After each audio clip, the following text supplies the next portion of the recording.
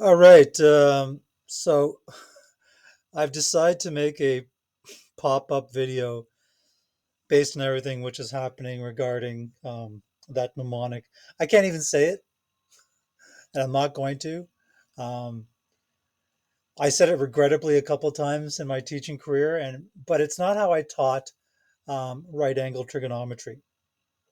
So everything which is happening on Twitter right now, um, it's it's giving me reason to rethink how we should be teaching right angle trigonometry, and definitely without mnemonics. So this is how I did it, uh, and you know the whole idea of trigonometry, especially involving protractors, and that it's precision. But if we listen to, and we should listen to Alfred North Whitehead in terms of what he thought about the three stages of learning, the first stage is romance. So you have to have passion before precision. So let's see what I kind of did with right angle trigonometry. So I've got a reference protractor here. Well, I'm not going to use. I'm just going to use it to check what I'm doing. So I'm going to try to make a triangle 30 degrees. Okay, and I'm doing this in real time, so I don't know how good I'm going to be. Jamboard, you got to hit Shift to get the straight line going. Okay, I will do that. So let's get my adjacent side first. That's the easy. Okay. And now I'm gonna, let's see. I'll stop there. And then I'm gonna make my hypotenuse. Oh boy, you know what? Let's erase that. Didn't hold down the shift properly. There we go. Okay. So I would get, a class of 25, 30 students, everyone doing this. And everyone's eyeballing it just like I am. Some people are going to get below 30, some people are going to get above 30, some people are going to be really close to 30. Let's see how I did. Okay, drum roll, and I would do, okay, 20, 24 degrees, right? Okay, and that's something I would, especially if I'm off, I would share with a class. Like, even though we have a good sense of, estimation, sometimes the angle is a bit tricky. So my ratio when I do all the measurement stuff is going to be less than 0.5. Uh, but, and let me just, label stuff here. We have our reference angle, which is, in my case, it was less than 30. That's the opposite side. That's the adjacent side. And that's the hypotenuse. And then what I'm going to do is I'm going to draw these exaggerated vertices. And the reason why I'm drawing them in an exaggerated sense is I want you to think of them as hinges. Because really, at the end of the day, we're comparing lines of sticks. I tried to use the most disarming language possible. So I'm going to probably have to move this out here. And I'm going to start drawing some lines. Let's draw my adjacent first. Okay, something like that. And then my opposite, I don't know. Again, I'm just eyeballing stuff right from. And then my hypotenuse lastly, which will go way out here. Right? Way. Looks like it's the same length as my adjacent, but I'm just doing it for illustrative purposes. So, uh, we're going to get all these answers, and the discussion is going to be great because, the actual answer is 0.5, and everyone's going to be fairly close. But what I suggest you do is to actually talk about it in its percentage equivalent. That to me has a little bit more foothold. That every time you draw a triangle, right angle triangle, 30 degrees, small, big, large, huge, whatever, um, the ratio of the opposite side, and this is where you unpack it. If you were to take that line physically and superimpose it here, it's going to be 50% of that whole line. Why didn't that show up? It's like, is there a lag? Yeah, there probably is. Um, so that to me is the important part. And I like using sine 30 because, 30 produces that nice, number of 0.5, 50%. So it's a nice sort of intuitive toehold that students have. And then, you can work with various other ratios and angles. Um, why is that coming? I'm going to wait. Okay, it is being delayed. Sorry, it's lagging. That's okay. It's pop up. Stuff happens.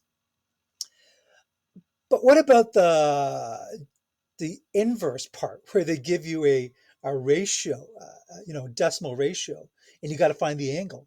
Same thing, sine 30, you punch in a calculator, you get zero point 0.5. There's no intuition. You do the second function, inverse, whatever, you get an answer. There's no intuition. There's no play. There's no construction. So let's do that. I already got it up to 10, theta equals 2.5. So again, 10, you would tell students opposite divided by the adjacent side. And 2.5, it's a very, easy number to work with. And the key thing is that if the ratio is 2.5, which is greater than 1, then the numerator has to be the larger number, which in this case, the opposite side. Yes, you're doing it like a narrative, right? So I'm just going to write here tan theta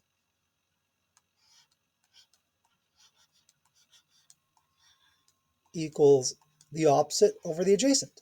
So what I'm going to do is I'm going to randomly draw a length, my adjacent side. It doesn't matter, but I want it to fit here. Start my adjacent side first. And I'll stop. Okay. And I'll already start putting in my hinges. Hinges. And that's my adjacent side. Now I need my opposite side to be about 2.5 times bigger. Again, I'm just going to like eyeball it, right? And I love the fact that we know what we want to do. We want to make it 2.5 times bigger. How well we can do it, like it becomes kind of like this sort of fun thing, like who can get the closest, right? So I'm going to try to draw it.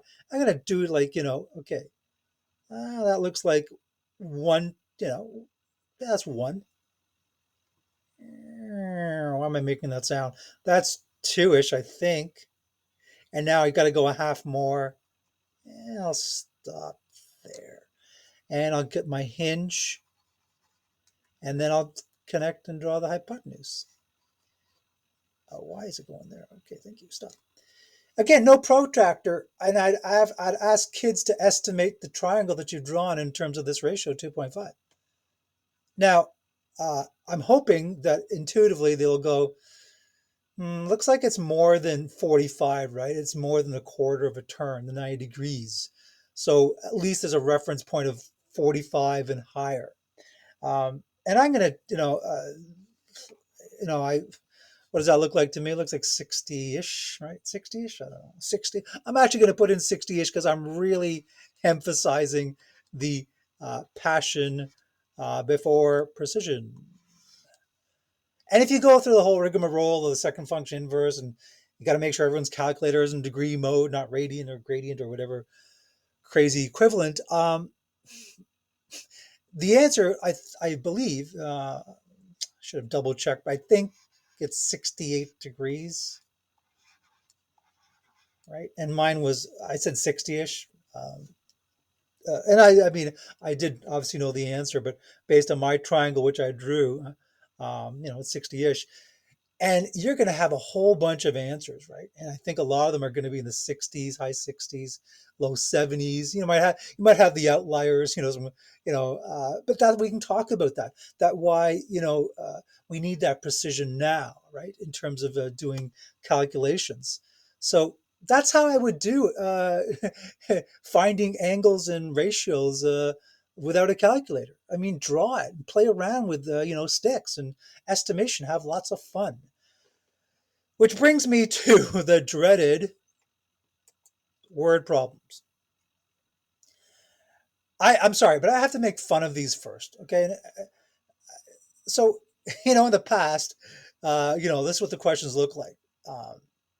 And of course, the person was either lying on the ground, flying their kite, which is quite fun, have a piece of hay in your mouth. It's like, a bit of like Huckleberry Finn. But you couldn't be standing up. And now they have questions where they're standing up and you have to subtract the height. I've already got started, but all these measurements that are given are impossible. This is not real life. How would you know that you've unfurled 100 feet of string? You don't. You can't have that information. I mean, unless you pre-planned it somehow, and I don't want to go there. That sounds a bit too crazy, but you can't have that 100. And same thing here, like really 52, the best clinometer, like no, like you don't have access. This is not a real life question. And then you got to find the height. So if you have to dress up things in a false narrative, good realistic narrative is good, and even fantasy narrative is good. But uh, when would you want to know the height of a kite? And you'd probably estimate it. You wouldn't care the exact one. So again, I would do this question without a calculator. First you got to get the right ratio. What's involved. You definitely don't have that, which is the opposite, and you have that, which so this is how it would set up. I would definitely need my sine theta equals opposite over hypotenuse.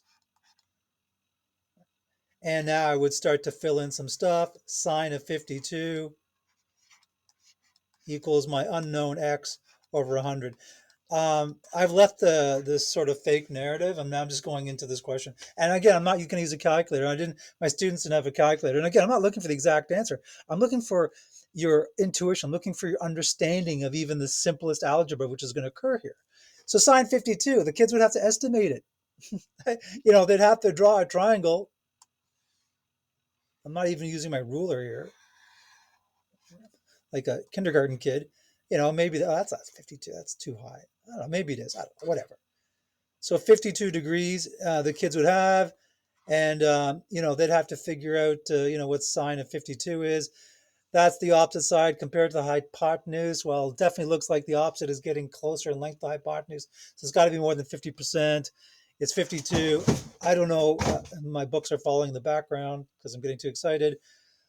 So I don't know. I'm going to put, should I put 0.65? Yeah, I don't know. I don't even know what that is, but it's my reasoning. It's my reasoning. Right? It's my reasoning. And okay, I mean, I wish I had a number different than 100 because 100 is too easy. Now this pops out easily as 65, right? But even if I had something crazy like this at 0.65, and let's say my height, the length of the string is 42, right? And I have to solve for x. Okay, yes, I could multiply both sides by 42 and all, but again, what I did with students was look, okay, you got 65% on your test. That's your mark, right? The test was out of 42. How many questions did you think you got right to get 65? You definitely passed. So it's got to be higher than 21. You play around with it. Again, this is how kids develop a stronger intuition and connection to numbers. So I don't know, maybe x is equal to 26. I don't know. That was quick. So I solved x equals 26 with this trick question without a calculator, just all intuition.